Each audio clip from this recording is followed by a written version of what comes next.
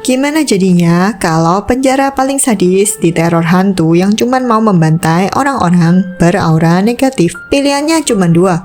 Lo tobat massal saat itu juga atau mati dimutilasi secara estetik. Joko Anwar kembali lagi lewat film ke-12 miliknya, Ghost in the Shell, yang baru saja melesat jadi nomor 1 di Netflix Indonesia. Ini bukan horor murni kayak Siksa Kubur atau Pengabdi Setan. Ini adalah sebuah genre mashup ugal-ugalan yang mencampur horor jagal, aksi silat, komedi slapstick, hingga kritik sosial. Pertanyaannya, apakah eksperimen radikal ini berhasil jadi tontonan cerdas atau justru runtuh karena ambisinya sendiri? Yuk kita bedah kelebihan dan kekurangannya. Bersama gue, Miss Movie, inilah review jujur Ghost in the Shell. Review jujur bahas teknis dari hati, kami bedah tuntas sampai ke inti. Miss Movie Studios menterverifikasi, siap kupas tuntas tanpa basa-basi. No jujur, no review, Miss Movie Studio. No jujur, no review, let the perfect review begin. Ghost in the Shell ini mengambil latar di lembaga permasyarakatan High Security Labuan Angsana. Alur utamanya berfokus pada Dimas yang diperankan Andy Arfian, seorang jurnalis magang idealis yang dijebloskan ke penjara akibat dituduh membunuh bosnya yang dimutilasi secara gaib. Uniknya, ini terjadi setelah dia menginvestigasi kasus korupsi tambang nikel ilegal di Kalimantan. Begitu Dimas masuk, suasana lapas langsung berubah jadi neraka jahanam.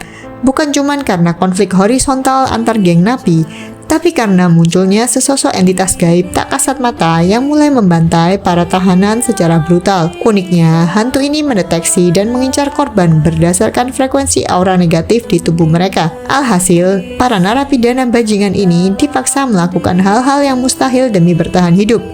Mereka harus menahan amarah, rajin mengaji, menari, dan berdoa bersama supaya bisa memancarkan aura positif agar radar si hantu mendadak buta. Secara teknis, Joko Anwar dan Come and See Pictures memang nggak pernah gagal.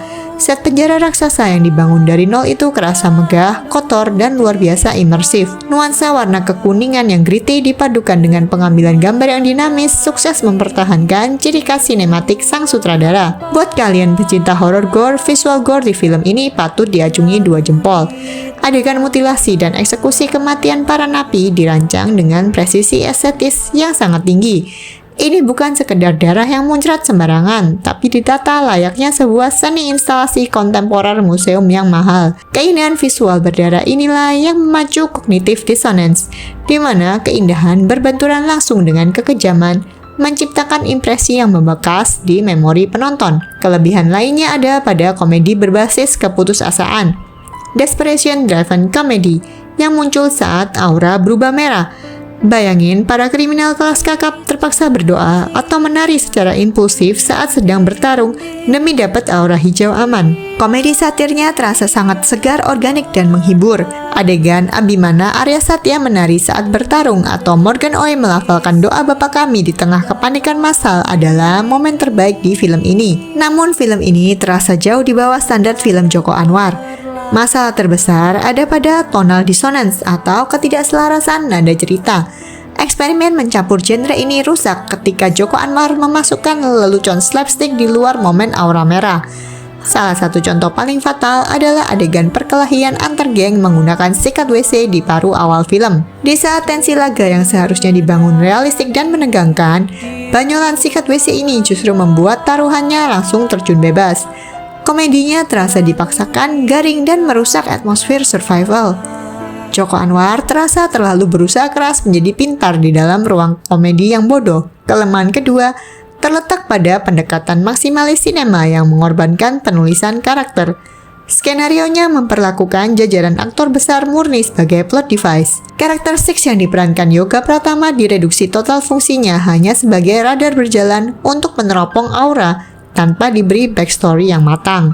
Sementara Bimo yang diperankan Morgan Oey yang di babak pertama dibangun sebagai musuh bebuyutan yang kejam, mendadak berubah jinak jadi pengikut komedikal tanpa ada transisi psikologis yang organik. Penonton gagal bersimpati karena semua manusianya tidak diberikan ruang untuk berkembang. Terakhir, satir politiknya disajikan terlalu on the nose atau gamblang. Alih-alih menyisipkan kritik sosial secara elegan lewat subteks, dialog para karakter justru dijadikan corong verbal yang berisik meneriakan sindiran hukum. Narasi politiknya terasa seperti komplain yang biasa kita baca di media sosial, membuat pesan ideologisnya kehilangan bobot emosional. Kesimpulannya, Ghost in the Shell bukanlah mahakarya horor yang rapi, melainkan sebuah proyek eksperimen tempat Joko Anwar ingin bersenang-senang menertawakan kekalutan negara melalui visual gore yang megah. Menghibur, iya, tapi secara kedalaman cerita, ini salah satu karya beliau yang paling rapuh. Skor dari gue untuk film ini adalah 6/10. Kalau menurut kalian sendiri gimana? Adegan mana yang pas atau malah bikin kalian merasa cringe? Tulis opini kalian di kolom komentar di bawah ya. Jangan lupa buat like, share, dan subscribe channel Bahas Film. Gue Miss Movie, cabut dulu and see you on the next video. Bye-bye.